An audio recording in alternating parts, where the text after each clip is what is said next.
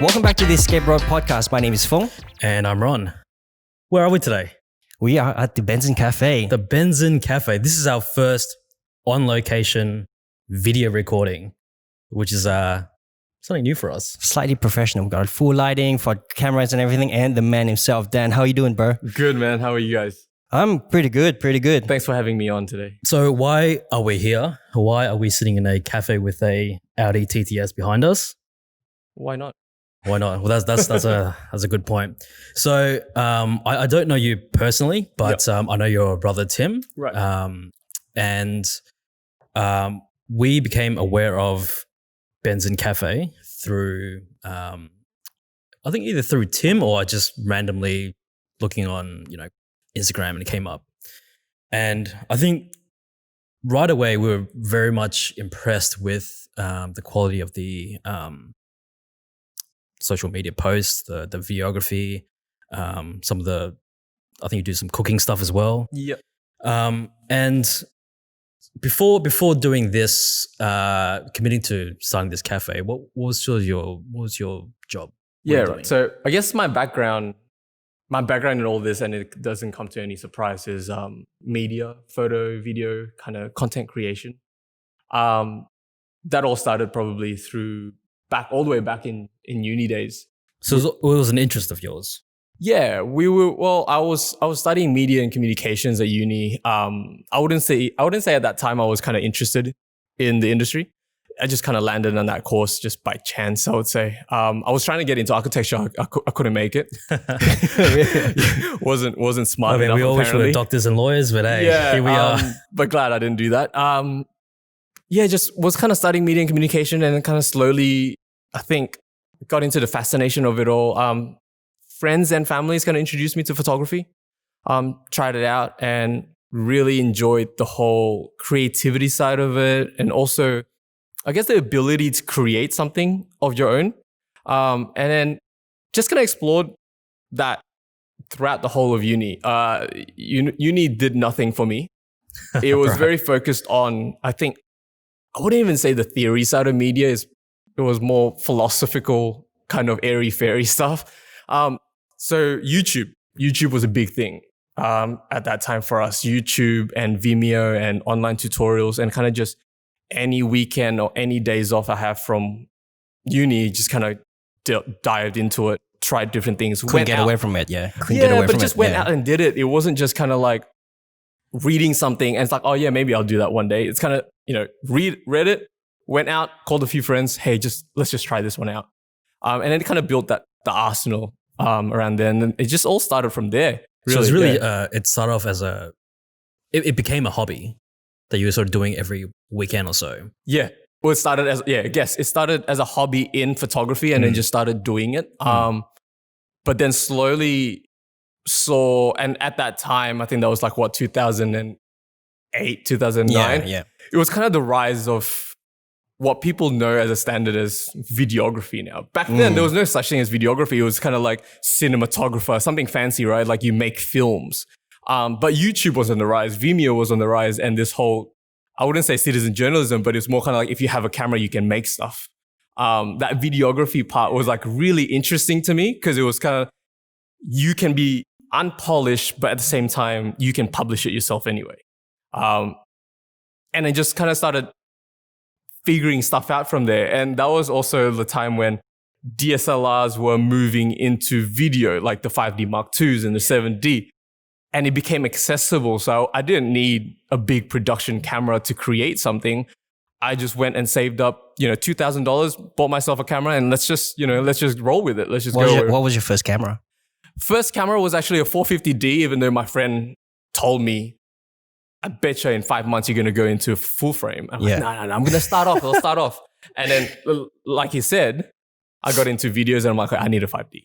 No, you need full frame. I'm actually contemplating after this A6400 to go into full frame. I have to. Oh, this is a whole nother topic, but mate, I've gone the opposite way. you did? I'm against full frame now. Really? What? For anyone out there that knows me, micro four thirds wins, guys. Yeah, cool. You're talking about like the whole Blackmagic revolutions and the what's called Panasonic. It's just more about size. It's like, you Really? know, Okay. it's like the smaller you get, the more stuff you'll create. Yeah, I That's can tell you interesting. definitely from my own experience, the smaller your gear, the more you will create because the more bothered you are. But that was, at the time, the 5D was the smallest video camera you can ever find that was quality. So you really bothered, like, 3 kilograms? What's 3 kilos? Like I just That's right. go out and just start filming some stuff, family trips, whatever, and then put it in the computer, see what I can do. And it kind So of just what did you started do from with there. those that footage? Did you put them online? Like Not really. It was just all archived. But me and a good friend of mine back in uni, we just started doing like little short films. We even had it's funny, not many people know this, but we even had like an art exhibition at a Really? it's nothing to be proud of. We had an art exhibition at an abandoned mental hospital in That's kind of cool. Rose, what was it called? Roseville. Yeah, the one in like Lilyfield, Lilyfield, the one in where Glebe area is, Forest right? Lodge around there? No, it's where Sydney Uni is. Roseville. It's where something Sydney like- Uni yeah, is. Yeah, okay. At the art facility, Yeah. the faculty is there. But yeah, we just did like some weird stuff. Like you just saw online, like this popped up. Yeah, let's do it. See this. Tell me yeah, the let's do it. logistics of that. Like how were you, obviously because like everything back then was like social media was sort of on the rise kind of thing. So how were you like putting yourself out We there? weren't like that was at that time we were just very experimental. We just like saw a short film that we were really inspired by. Oh, let's do something similar and see how the editing goes. Green screening. We're really interested in green screening. It was Really? just kind of like, oh, how do I create myself trying to fall off a ledge? But like it never made it anyway. It was just more kind of experimental. But that was the value of it. Whereas uni and colleges will never teach you Yeah. because they're just going to go through the curriculum. Whereas if you have, I guess, the ability or the want to kind of learn outside from it, then you learn a lot more because you're just doing it. I guess with any creative field, it's kind of hard to learn in a sort of a structured, Yeah. in a classroom type of environment. That's what struck me when I was actually like doing my research on you and watching some of your YouTube videos and about the, say, for example, the MX5 story that you were putting out there. I'm like, this guy's got a lot of I'll do it myself sort of mentality. I'll just go out there and figure it out. Or maybe. I don't know. Am I wrong? Oh, I don't really like to kind of like assess myself. I guess you can say that if you see it that way. Yeah, sure. I certainly do because I sort of, when I watch him, like, I can relate to him. I like him. Thanks, man. No worries. Cool. No, it's just, I guess from... You earned my subscribe, that's for sure. You're one of the 6,000 something. Yeah. Look, I guess in a way it's like from when I was still studying, Yeah. when you're trying to plan out your life, right? Like, oh, where should I go? Which job should I take? And the whole experimental stage of filming and everything, I did it with a friend. We created a few brands. We created a few companies, I would say, companies. They're just brand names, but it was kind of like, I guess I never liked the idea of working for someone else. And it's not so much pride. It's more like, I never had the personal satisfaction because I'm creating it for someone else's needs, not my own needs, or I'm creating it for someone else's vision, not my vision. And That's just the exactly his mindset as well. That's what we were talking Right. about on the way here. It's just that there's the itch. Like, no matter if you go out there, even if you work for anybody else, like even you try to change jobs, it's that itch will never go away. No, yeah. I mean, like at the last year of uni, I was working for a documentary company that was within Fox Studios, and they were doing cinema releases documentaries as well. And I was there as an assistant editor, and I learned the tricks of the trade, like, how to wrangle data, how to actually start a feature film from the ground up. People would go like, oh man, like how the hell did you get that job? Like out of nowhere, with no apprenticeship, nothing. And also at the same time, how do you not like that? And it was a fun job. It was interesting. I learned so much from that place, and I loved the people there, and I loved what we created at that place. But at the same time, it was their vision and wasn't my vision. It doesn't matter if they even gave me the creative freedom to create something. It still started from their vision and not mine.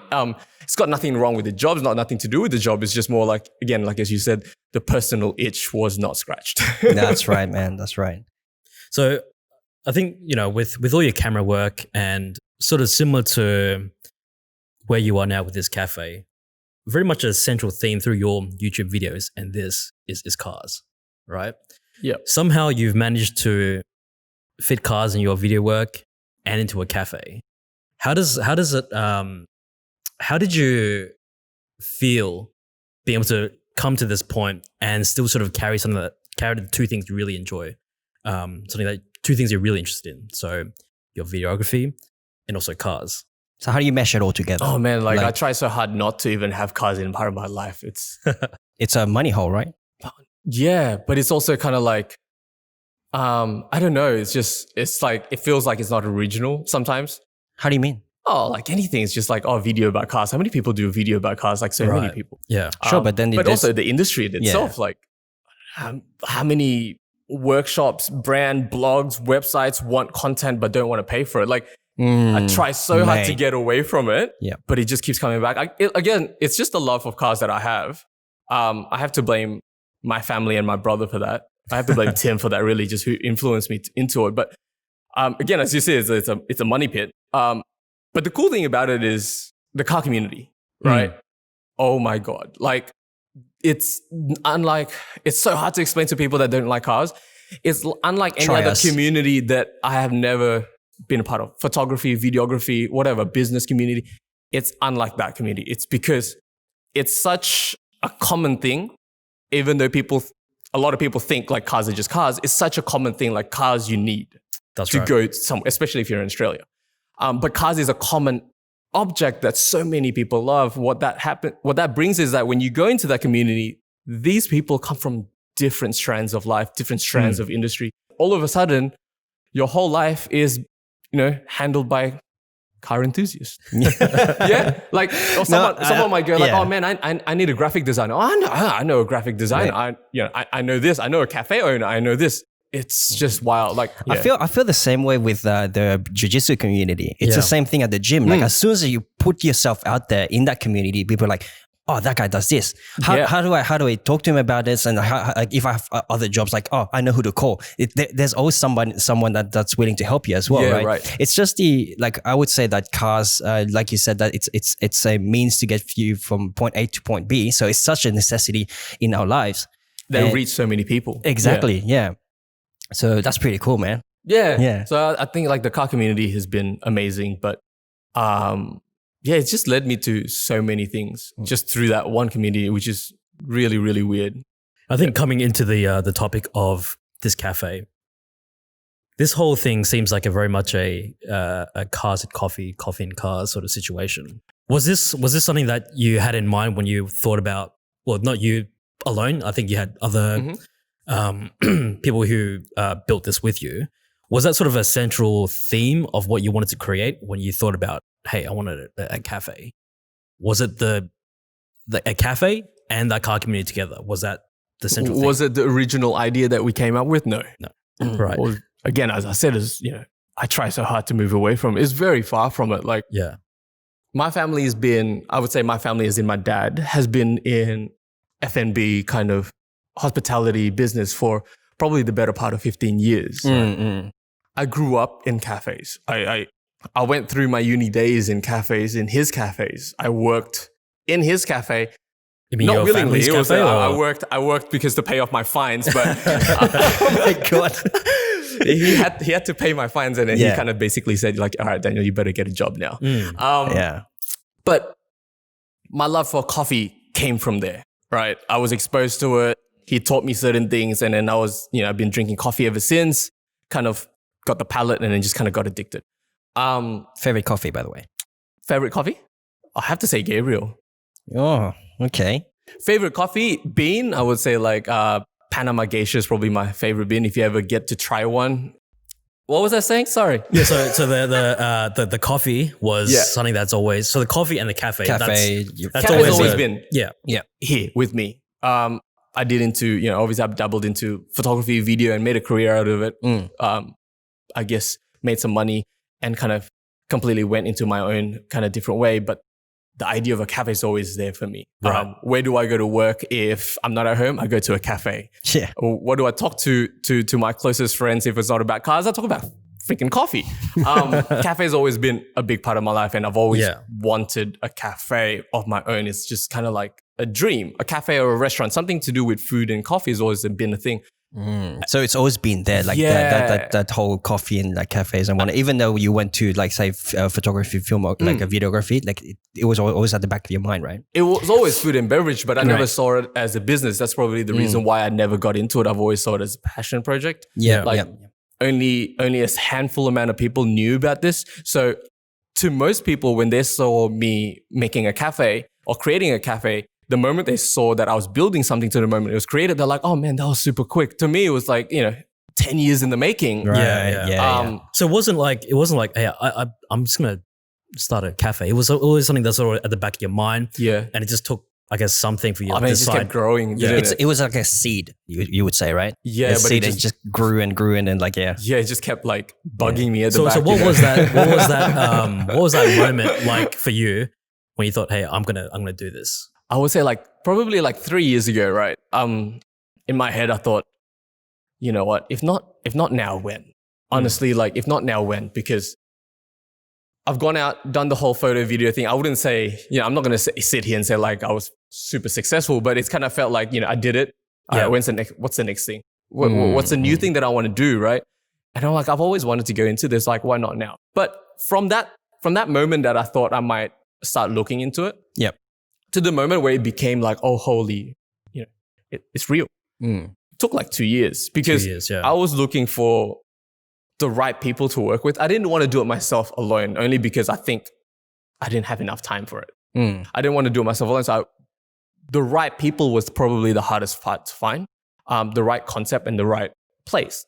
Because there was no concept. It was just me wanting a cafe. It was never kind of like... It wasn't like a car theme. It wasn't... Not really. It was just like, I want a food and beverage place. So you basically set the intention and started building around that intention to a point where it became Benzin Cafe. Yeah, pretty much. The brainstorm was like unintentional. We never got out a pen and pad and be like, oh, this would be cool. This would be... Like, it just all folded out naturally. And I think that was like the coolest part about it. I didn't talk to many people. I only talked to people about what I wanted to do if I felt like there was a potential for them to be part of. Oh, right. Okay, so you were selective to people, like around people who you thought could contribute to this dream. Well, gel, right? Okay. Yeah. Were you scared that you might sort of fail and then they'll know, or is it more like you didn't want sort of their... Not necessarily. I think it was more like I know myself and I know my personality, and I guess to a certain point my stubbornness and anything like that. Yeah. I can't, with something this big, you can't pick the wrong person and then just completely clash, right? Sure. I need someone to be able to gel and also at the same time stimulate, some kind of argument or improvement out of it. So that was like the most important thing. I knew I wanted my brother in it. I knew I wanted some form of family in it. Sure. Right. Like I've always been in love with the whole idea of like a family kind of involvement in business. But it was just that other person that I was looking for that could share the load with me, at the same time, create something different, and have the same way of thinking. I guess someone that can't clash. I think that was the hardest part. So have you always been close with your brother? I would say like it's hard. Shit. Hey Tim. I would say I'm self-acknowledged. I am the brat of the family, and he probably had to deal with me. And he's an amazing brother. In terms of closeness, it really depends on how. Like we weren't the kind of brothers that would hang out. Okay, I guess like it wouldn't be like a brothers that hang out like every day and every weekend kind of thing. But it was kind of the relationship. I think we were brought up with our parents is kind of like friends come and go, but family stays. So it's more like if I ever call on him to do something or need him for something, he'll be there, and vice versa, with no hesitation. Right. So it was always been that type of relationship. So you didn't have any hesitations with having family in the business? No way. I wanted it. Yeah. That was, I craved for it. Like I wanted an actual kind of family business to kind of like pass along to. Like that's something that I think is missing in today kind of thing. It's always been like the older generation that created this kind of stuff. Yeah. True. Yeah. No, I totally agree with that. Like you don't find many people actually like working with their brothers and sisters very well. Yeah, well, they you know. clash, right? There's always Yeah. that taboo, Yeah. right? Yeah. Yeah. Oh, we still clash. You Yeah, know? I'm productive But I clash, think I'm right? just more stubborn and then it just ends up winning. So I see the brat in you still there, Yeah, still it's very much there. alive. It's very much alive. So that's 2 years from sort of idea to concept to, is it opening or to start building? 2 years will probably be that. Like, the funny thing is, so the other partner, so we got me, Tim, and Calvin. Calvin is the other partner and also happened to be a close friend of Tim. Right. But I wouldn't say close, but I know Tim's kind of circle quite well. So we've chat a bit as well. Calvin's one of, I guess, Tim's friends that have always been into food and into coffee, into like wine and all that kind of stuff, right? So we gel quite well and we always kind of have a good conversation. And then I think like, I don't really remember when, but I think it's like one night he just kind of like, well, yeah, let's just do it. Like, why don't we just do it? And then I love that moment. we call it like almost like a dinner table conversation turned into reality because it was. And from there, it just kind of started snowballing what we wanted to do. But we didn't start, we had the name Benzin, but we started it as a way of like, hey, we'll put our hobbies into it or like our, I guess, gentleman culture into a cafe. But we never thought of making it into a car cafe until the very, very, very last minute. It was the very last minute until we decided, hey guys, what are we doing? Why aren't we making something that we want? Like, because the whole way it felt like, come on, like, you know, yeah, like I want a car cafe, but like, how many of the locals would care for a car cafe? Let's just do a cafe with minimal car theme. Let's not kind of smash it into their face and try to attract the masses and the locals rather than the niche, right? That's right. Yep. But at the very end, we were like, oh, what's the point of doing this if we're not doing it for ourselves? And we kind of just turned it last minute. So this is like one of those rare situations where, you know, you sit down with a group of friends, have a great idea, and actually something real came out of it. Yeah. Because, you know, you sit down with a lot of friends, a lot of ideas come about, but nothing ever happens, right? I liken that moment, that clarity. I call it like a moment of clarity, right? So it's basically like you and I run. Like we decide, like basically just sat down one night. It's like, just do it. Let's just start a podcast, and then just snowballs from there. Yeah. The gears come, the concept comes, and then and now we're sitting here and we're talking to Dan, right? Well, yeah, everything should happen like that. I mean, even with the whole photo and video stuff, I get a lot of, along the way and up until now, I get a lot of, I guess, younger guys come up and talk to me about, you know, oh, how did you get here? How did you get that? How did you do it? Can you like, let me know, like, can you teach me a few things? Cafe or your photography? No, photography, work? video. And like my answer's always been like, all right, you know, what have you done? Oh, so far nothing. Why don't you go out and there do something? Yeah. Right. The money will come. You know, like a lot of guys are so focused on like the money part of things. It's kind of like, oh, I don't see it working because no one would pay for it. Well, give it to them for free first and see what your skills are about. You know, the money will come. The money will be there. If you're passionate, people will see it. People are so focused on the whole like how to be successful in monetary value that they're not really working on their kind of craft or anything. I think like it's the allure of being successful, whatever that is in their point of view. You know? Yeah. So tell me, was there any like sort of barriers, internal barriers, like from the moment you started the thinking about the cafe, or even the moment when you wanted to get into like videography? Was there any sort of internal barriers that you had to overcome? Cafe would be money. Obviously, that's probably why it took the longest. But that's because of the whole, you know, I guess brick and mortar. Yeah. I mean, most businesses nowadays aren't like that. It's all digital, so you wouldn't have that problem. In terms of photo and video, not really. Again, I'm lucky. Not everyone's going to be like me. I'm lucky to have, you know, amazing parents and amazing family that kind of like supports me whatever I do. Right. That's always going to be the best place to start off with. But it doesn't mean that it doesn't mean that, you know, some people can't do it. It doesn't mean it's impossible for some people. Right. But no, I didn't really have so much of a barrier in terms of like the photo video part, apart from getting the first client. Yeah, that's a hard part. Right. But getting that first client is more kind of like being proactive rather than waiting for someone. I wouldn't say flyers, but like put yourself out there, like talk to some people, go to the shops that you want to film for, maybe give them a little bit of a taster, show the quality. A lot of people just wait. And that's probably the problem. Like you can't just waiting for an opportunity. You can't just do something and put it on YouTube and expect someone to pick it up. Like you got to go out and do some stuff. Just figure it out. Pretty cool. So what about that sort of decision to turn this cafe into a car theme? Was there any hesitations on any of your three main people? Like maybe we should stick to the masses, or was it like no, let's just do this. If everything else, let's just do this car theme. We went kind of back and forth. I mean, like the history of Benzin up until this location, we had a rocky start. As a business, it was probably one of the worst starts for a cafe to kind of climb back up. Like we dug ourselves a big hole. We had our first location in Castle Hill, super stoked about it, and then saw the car park, and then we started thinking, we're like, oh, what if we do make it a car cafe? People can come here, cars and coffee, enjoy coffee and look at their cars. People love that. But it was still in the back of our mind. And we're like, oh, let's just get this over with first, like the documents and, the renovations on it. We'll figure it out later. Don't worry about it.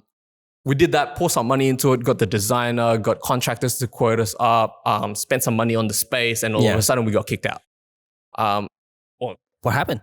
Well, there was, we were legal to be in there, and we council approved everything is all DA approved, except we needed a grease trap for the kitchen. Therefore, we need to drill on the ground. To drill on the ground, you need to have a strata meeting. Just so happens, across the same complex across the driveway is a fish and chip shop. They don't want us there because it's another competition. So they basically got the whole place to kind of ban against us. And then they got a lot of power, don't they? Well, they didn't focus on the fact that we're a cafe. They focused on the fact that there might be congestion if you have a cafe. The other place don't want congestion. So they were quite smart about it. Anyway, we were pretty angry at the time, but we were over it pretty quickly. There was another location that we jumped on, but by that time we already spent quite a bit of money that obviously isn't going anywhere. That must have been really frustrating. It's already back there. That space, every time you drive, it's like, oh, there's my money in there. And then we got to another location, which was really nice and a really good exposure in Castle Hill as well. But it didn't have like a street frontage to a car park or anything like that. People won't be able to drive up and see their cars and enjoy coffee, right? So we went back to square one. It's like, all right, we're going to do a cafe for the masses. We're going to do a normal cafe. We're going to do it well. That tumbled really quickly. Again, we had problems with the owner doing some dodgy stuff. Anyway, that went down. We were pretty like disheartened by it and everything like that. But my dad actually called and it's like, hey, remember that place that, we inquired about like a year ago and they said they were building? They're like, yeah, maybe it's built. Why don't you have a look? So I drove by Drill. I rarely drive here. I drove by Drill. I was like, oh man, it's actually built. Let's give these guys a call. And all of a sudden we got ourselves a space. So nice. Is this a bigger spot than the other places that you a lot bigger, but it's more kind of like the driving factor is like the front, right? Like you got that driveway, you got that big patio, that lawn, the 30 car park space underground. And all of a sudden, as soon as I saw that, I had a chat with Calvin. I'm like, you know what? We're going to do a car one. We have to stick to the car theme and we have to do even events. At that point, you weren't even sure whether this is going to be a car theme. No. How long was it from the first location to this location? How long was the time frame for? Because sounds like it was a roller coaster. It was about like 5-6 months. Wow. Okay. Yeah. It was up and down. Yeah. And then like the moment we saw this space, it's not even just about the space. It's the fact that what that front has. We just thought, this is the best the Hill's going to offer us. It's not perfect. Perfect would be like a flat car park in front of your cafe. That's right, but it's not perfect. But this is the best the Hills can offer us. And we just thought, let's just do a car cafe and see how the community react to it. Let's get events up here. Let's not wait. Let's create something and then see if people appreciate it. And how has the car community responded to the cafe? Oh, amazing. Like the first few weekends that literally chugged us along, because the weekdays as a new startup cafe would, get you like 30 customers a day. Like it's pretty tough out here as well. Like it's not like well, we're not in a shopping center. We don't have foot traffic. People has to put in an effort to stop. That's right. But the first few weekends, like it was just the car community that was just kind of carrying us. The first weekend was Club ITR. A friend of mine, Felix, runs it. Brought us 100 Hondas down here. Whoa. Right? And where did you fit them all? Oh man, we went all the way to the back to the gym car parks. Thanks to the gym guys too. that was like a big hit from like, 7 o'clock to like 11 a.m. or something. It was just a massive hit. For new staff, new owners, we don't even have a system yet. We got smashed, right? But these guys were like, man, they were so appreciative. There's a place that they didn't even care about the customer service at that point. Because it's new. And then we had the Wise Guys Barbershop who also runs a car club. And then they brought like almost 50, 60 kind of like old school, muscle cars. Man. It was mad. Like people came with their families, with their dogs, they picnic at the front. And it was the summertime, right? So like it was a vibe. And then Porsche Club, New South Wales brought almost 110 Porsche down here. Like people were supporting us like Mustang. There was a local Mustang club. I don't know what the actual club name is. They're very private. They almost had, before COVID thing happened, they almost brought like 10, 20 people every morning on a Sunday. Every Sunday. Whoa. And they would just have breakfast with their group. And then so these are not events or anything. These ones aren't events. They just, it just became their ritual. But because what they told us was because like they felt welcome. They felt like it was their place. It wasn't just a cafe. It felt like this is the place that they like to be in. It's kind of like Krispy Kreme down at Orange Grove. Liverpool, eh? Yeah. It was just, Oh, come on. Krispy Kreme is a bit trashy though. Like, I gotta say, there's a bit more class here. The cars are pretty cool at Liver Cake. That's true. That's true. I gotta say, it's pretty cool. Yeah. But, that's like a kind of place where, people know to go there and, talk about cars or whatever they talk about. And now you sort of created your own little space here where people can bring their nice cars and talk about other people's cars and talk about cars in general. And I think in a way it's I wouldn't say it's lucky, but it's very look, the only way I can come up with it is lucky that I think the term is serendipity. Yeah, that you had this sort of support this early onwards. I mean, you got to be absolutely appreciative of that, right? Oh, massive. Like I feel like you can't open, especially a cafe. I feel like you can't open a cafe in a new area and get this kind of support early on. And it's not just from the car community. Like we got such a big support from the locals. Wow. How so? Just the regulars that come through here. And early on we were tiptoeing and had a lot of kind of like kinks to iron out. Made a lot of mistakes. And I just thought like, oh, this is it. Gonna lose that customer. But they're just so appreciative here. They keep coming back and then they're just like, oh, look, we understand you guys were new. We like your food. We like the people. You guys are always smiling. You guys are always positive. It's rare to find in a cafe. I'm like, oh, okay, that's all it takes. Like during COVID, it was like regulars. Every day, the same people. Even though you couldn't really, open. I mean, they would be creative about it. Sometimes I'm like, oh, this is a bit, but they come back. Look, I have a guy literally across the road. He has a house across the road. He will come here every day, 3 times a day, just to get coffee. And his whole family is here, comes here. But that's what I mean. Like, it's not just a car community. It is, but at the same time, the locals have been just amazing. Like I think locals who aren't into cars, but they just know that you get good service, good food, good coffee. Yeah, that kind of attraction. But they would do other things like buy merch. They're not even in the car. They would buy our merch that revolves around car stuff. Yeah, they would buy our coffee beans. Even though they can get coffee beans straight from Gabriel if they want to, really. But they know who they're buying it from. And they trust you guys. And you're local. They want to support the local community and local businesses. Yeah, which is what I've been very appreciative of. Yeah. So now that we're on the topics of COVID-19, like tell me, how was that period for you? Because like I've actually was watching a couple of your Instagram stuff, like the stuff that you guys were doing, like little boxes and whatnot. Like you were trying to survive the whole way through. Was it how was it for you? Was it tough? Was it like? It was tough time, right? But you got to think about it like, I just try to think of a really positive way, right? Like, what's the point of thinking negative? Everyone was posting and complaining, and that's right, yeah. Everything you read was negative. I don't want to be a part of that circle. At the same time, we're a cafe. Yes, we're not allowed to have dine-ins. You're restricted to takeaways and whatnot. But we were still allowed to open. Like, think about the gyms behind us. Oh, my neighbor, a dance studio. He couldn't even. It's not even about like making rent. Like he couldn't even do business. Right. And there's no help after you can't do business. There's no such thing as the government going, okay, because you're closed, these are the things that you get. Not really. So we were still lucky, in my opinion. Was it tough? Yeah, but at the same time, what I found afterwards, and this is what I think cafe owners should definitely focus on. People weren't at work. People were at home.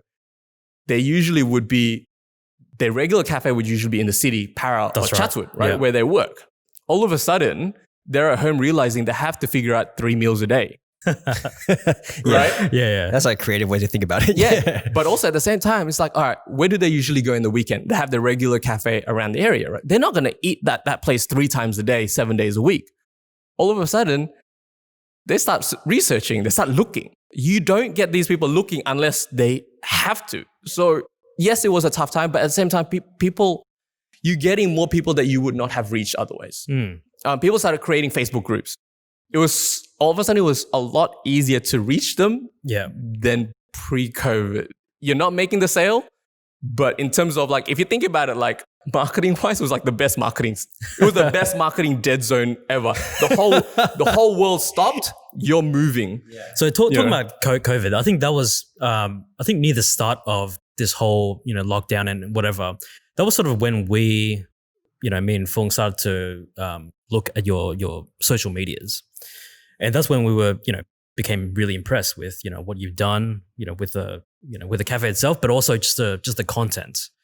Can you talk a little bit about, some of the video work, some of the just crazy looking, beautiful videography that's on there? Is that all you or? Nah, no way. That's not all me. I gotta, and Oh, really? That's surprising because like I was like, oh man, this guy's got like a background in videography. So this probably must be all him. nah, it's not all me because like, and people know it. I try to kind of direct it towards that area sometimes. When I was kind of doing, back in the day when I was still doing like really, really into wedding videos and photos, and that was my all in all and everything like that. I started doing random stuff like car videos, started doing it for blogs and websites, and I started doing corporate and commercials. Along the way, through car community and through doing videos, I met a guy. That sounds like a romance thing. It's actually what happens sometimes. Yeah, actually we support that community, by the way. Yeah, he's actually my second wife, guys. Actually, his name was it's Fatih, right? And then we kind of just started working together in different projects, but under different brands. And we just realized we gelled, like in terms of we complemented each other's style of work and each other's kind of skill set, I would say. And it just started being really smooth and really good. From there, we just decided to create our own brand under a bigger umbrella, reach more people, but also in a way, again, the same mindset as always. Better done with someone else rather than just yourself. Sure. Find someone else that can complement you because you're never the 100%, That's why I'm doing this with him. I don't think I can do it myself. So No, but it's more like, if you have a different, have a second personality, second skill set, you just become a better thing. It does help a lot. It does help a lot. I mean, like for us anyways, like if I was to speak in front of a camera or in front of a microphone by myself, I don't think I'll have this level of like cohesiveness in terms of like having a sort of a cohesiveness mindset, sort of like thought process kind of thing. But you bounce off each other. We certainly do. I learned a lot from these guys ever since we started doing this together, and like we just became better friends since then. And I guess that's a similar situation with you. Exactly. Yeah. We created this new brand, and I kind of used the audience of. So I used to have a car community blog website called. Am I allowed to swear in here? Go ahead. All right. Oh fuck, it's Monday. It's Monday. That was actually an old blog website that I used to do, and it did really well on Facebook and had a big following. So I just kind of converted that into this new brand and used the following to kind of market our own. This is, hey guys, this is OFIM becoming legit content creators, not just a blog anymore, and we call them Monday Made. So the people have been doing, I guess, this kind of social for Benzin is Monday Made. Monday Made being myself and Fadi. And kind of using, I guess, our experiences in the past with different industries and put it into the hospitality industries, things like car dealerships that we cover, real estate, and you see it in the work, like the real estate work kind of influences how we shot the cafe. Yep. The car side of things influenced the lifestyle of the cafe Sure. or the fast-paced editing. So yeah, the person behind all of this is Fadi for sure. I give him the idea. I give him, I guess, the inspiration of what I want something to look like. He executes it, and he executes it damn near perfect, really. I just remember looking at the content and thinking, this is not just some amateurs. This like there's Right. some professional Thanks, level man. Yeah. work in there, right? And I thought, is it possible that you guys got a professional to come in, once or twice a week just to do these videos? But it's just you and your mate, just But we offer that service to other people for sure. Shameless plug. Shameless plug. Yeah, I mean, we do. I mean, that's the thing. Yeah. Like, we treat it. I get him to treat this place as a client, right? yes. Plan it. Like, I want this and this and this done. Treat me as a client. How would you do it? Plan it in a day.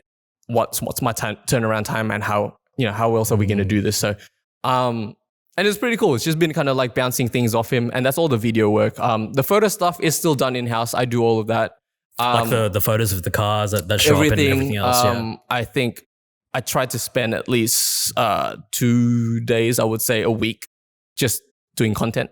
So I would take photos of the food, coffee in different ways. I make my manager Yif kind of like do weird stuff with the coffee machine or the coffee or pouring or something. I just create a bank, and then the next few months I'll have a bank of content, and then when that runs out, I'll do another content day. Batching. Batching. Yeah. So Good stuff. obviously you and I guess my guess is you and the other two partners in this, they don't have experience running cafes, right? No, I guess I only experience is working in cafes. Yeah. My dad became the advisor in terms of how to run a cafe. Calvin's dad became the advisor on how to set up a cafe. So Right. we had advisors, we had support, but in terms of like us ourselves doing it, no, this is our first time, and we learned a lot, especially from opening such a big cafe instead of like a small Yeah. thing. Yeah. And I guess also like opening a cafe is so close to sort of the start of the whole COVID-19. You must have just been right at the deep end right away, Yeah. and surviving through that as well. I mean, it's not easy. In the best of times, it's like you said, it's look, hard to get it I going. gotta say, like, it wasn't really just that. It was the fact that literally the day before the first set of restrictions came into place was the Porsche Club New South Wales Day. That was our biggest day. And that was the day that we thought, guys, we've hit something. And we were on the rise. Like this is the start. And then the next day, restriction. And we were like, are you kidding me? Like we were literally, if you think about it, we were at the beginning of that roller coaster kind of going up, and all of a sudden we were already at the top going down. Out of nowhere. How we survived, I would say, first and foremost, really it's just the team, like the team here. And I'm not just saying like, first, obviously, our partners, right? Tim and Calvin, even from the very beginning, I have to say like a massive thanks to the partners, right? Because without Calvin, without Tim, we would never be here, right? Calvin's kind of, I wouldn't say knowledge because he probably didn't know how to do this, half the stuff, but his ability to kind of cover all the bases that I wouldn't be able to cover. Things like council work and all that kind of stuff, like the nitty gritty stuff. He did all that, right? So it's like the collective mindset. Right. Yeah. And then when we were all running and when COVID hit, I have to say like it's the whole team, right? The team that is Benzin. And our core team, first and foremost, it's our core team, like the manager, Yif, our head chef, Fook. We're lucky to have who we are. Yep. But at the same time, we're also a business that I would like to say we take care of our people. Of course. When this hit, and people thought like, we get support from JobKeeper, JobSeeker and whatnot. We're not a cafe of 12 months, so we don't get that. We only get it if you have full-timers, right? Wow. Okay. So our casuals, we couldn't pay. But at the same time, we don't like to take advantage of them. So we got $750, but I don't want to pay them $750. I want to pay them their full amount. You just use the $750 as help, really. Yeah. Their salary was first to us before anything, before rent, before cost of goods, before anything, really. their livelihoods can't change. Yeah. Because once they change, things start to go downhill as well. It's going to affect your business Yeah. if that's the case. Yeah. But also and they were down for anything. If it was overtime, we're good. We'll keep this rolling until it's over, and then we'll figure it out. And they were basically just here like every day, right? But at the same time, I gotta have to say thanks to our casual staff who stayed available until we're ready. They know that we couldn't offer them that. But at the same time, we're lucky because they're all, either uni students or high school students. But at the same time, they could have gone to another place that could be hiring them as a job keeper. Yeah. So I guess in a way, for people who are looking to start a new cafe or just start a new cafe, good advisors and getting good staff. Those are sort of key in sort of building their business. Or do you have any other advice for people who are starting a new cafe? It's hard. Hard. It's got to be your passion. Yeah. If you want to open a cafe, you better love it. Like, if you're going to talk about like what you go into business for, it's at the end of the day, it's obviously you have to make some money. Sure. The margin in a cafe is too small. If you don't love it, you're definitely not going to fall in love with the profits. To be able to make $1, you probably got to spend $100, right? It's not. That's just not how a lot of business work, but that's just how cafe business works in Australia. So, but if you love it, I think the best advice is to find the right people around you. If you have the right foundation, anything can happen, but you'll be strong enough. So how do you think a lot of cafes or small businesses fail where you guys haven't? Oh, I don't know. I can't answer that. Luck? Yeah, I would say the biggest thing would be luck and people. People is still number one in any business. Yeah. I think you still need to realize that people is key still, regardless of what you do. You seem to send a lot of gratitude everywhere. That's what I've noticed about you. Yeah, but how are you supposed to run anything without people, right? But I don't know. Luck for me, because I haven't really started anything that completely failed, so I wouldn't really know. I failed a lot of things, but I'm just saying I haven't had a big failure, so I wouldn't really know. For me, it's just foundation though, right? And things like COVID or things like just bad stuff or bad shit coming your way, it's not really it's not bad things.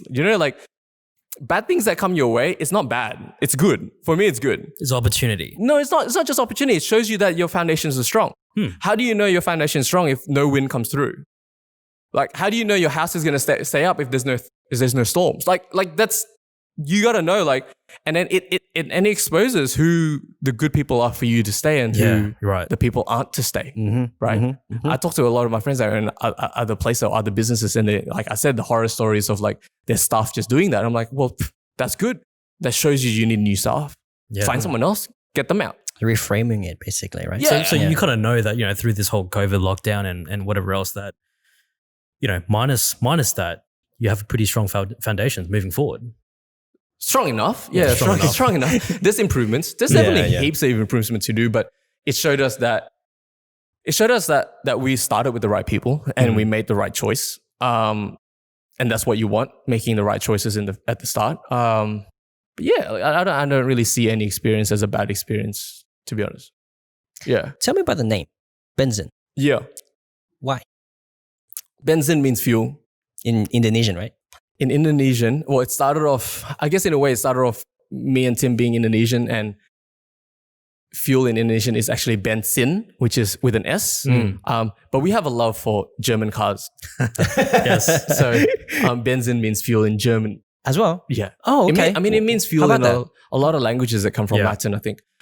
It means fuel in Lebanese, Turkish, Italian is benzini. I think Spanish is benzin something. It's some form of way. Really?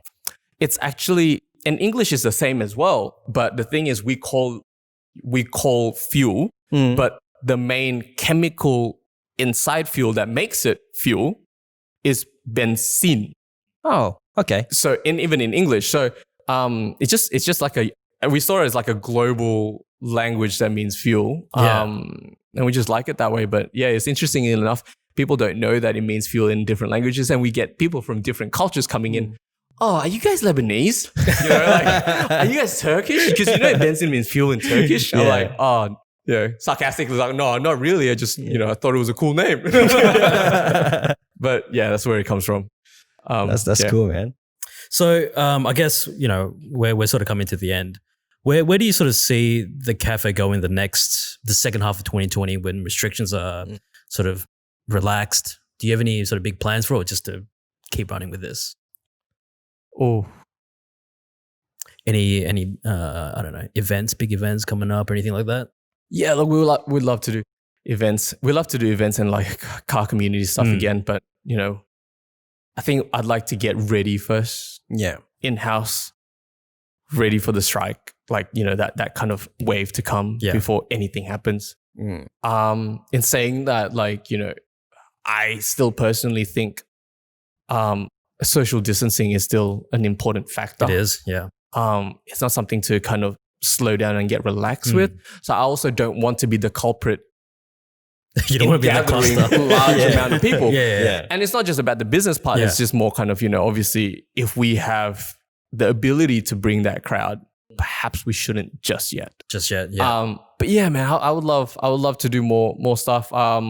We'd love for more official car manufacturer clubs, I would say, to kind of reach out to us and put us in their kind of yearly agenda. They do a lot of drives. They do a lot of things. We're at the start of, I guess, we're at the kind of the gate of a lot of the cool roads like Old Pack and Wiseman Ferry, Paddy Road, whatever. It could be the end point, the start point. It's something that I would love to do. Just create a whole community out of this place, really. Because, I like cars, but I'm not as into cars as I think you. And when I think of cars and coffee, there's the place up in Terry Hills, and that's the only one I know.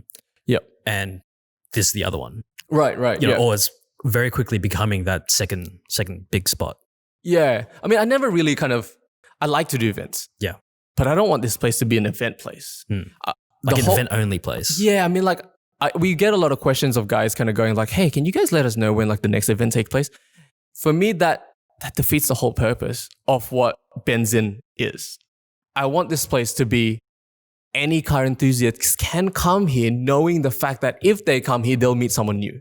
They'll meet someone of the same mindset. It's not about coming here knowing this is an event. It's about knowing that this is already essential for someone to come here have lunch anyway. It's not about cars and coffee as an event. It's about cars and coffee as in you get coffee, you got a cool car, you'll meet someone with another cool car. It can be 2 person. It can be 20 people. Doesn't really matter. But if there's a demand for it, then why not? Yeah. I mean, it's there, and we'll definitely be doing more of them. And we take some of the clubs kind of wanting to do events here. But I just want to change people's mindset about it. Like an old website blog, they used to have an actual space. It's called Zen Garage. The reason why I used to love that place was because I buy all their stuff from online, right? Even though they have a store in Leichhardt, I buy all their stuff from online. Yep. But I still go to the Leichhardt store. Never buy anything from the store. But I know that if I go there, I'll meet someone cool. Right. That was the whole idea, right? Right. You got to spare 2 hours of your time. You got no work, right? You just want to chill. You want to meet some cool guys. You come to a place and you'll definitely meet someone. Or just if we're quiet and like my manager is nuts about cars and bikes. Right? If we're quiet, just talk to one of us. That's the whole idea. It's just to have a chat, just the whole vibe of the place. It's not kind of like, oh, I'm going to wait until the next event. It's not really just about the event. Okay, I see what you mean. Yeah. I guess you, not that you're surviving purely on events, but you don't want to be an events only kind of cafe where people only come, with their Porsche because it's a Porsche event, right? You want to come with their Porsche whenever they want. Or Yeah. Some people even come with their cool cars and they just stop and go. They'll literally drive in. I'm like, oh, damn, that's a mad car. And they'll come in, get coffee and drive off. I'm like, oh, I didn't even get a chance to take a photo, but I remember it. Yeah. That's the whole idea. Like, not so hung up about not getting a photo. That car was here. That was mad. Meaning they will come again next time. But then I'll find someone who was already out there, took a photo and put it online. that guy experienced that. Like Sweet. that's what I meant. You know, like it's not just about an event where there's cars parked nicely and everyone can take a really nice photo of it. Like it's more just about, being here and experiencing kind of like what we're about and what the community is about, really. Yeah. And good coffee, good food. Good coffee, good food. Yeah. Yeah. Gabriel coffee. So good. Say the coffee, it's good. I can vouch for it. I mean, that's pretty much all I Before have. anything, I got to plug in for something. Boom. Yeah. Go for it, bro. Yeah. Go for it. I'm going to get in trouble. I got to plug my wife, my amazing wife. Of course. If you guys don't know, by the way, this cafe's birthday is probably the same birthday as my daughter because she was born on the same day that this place was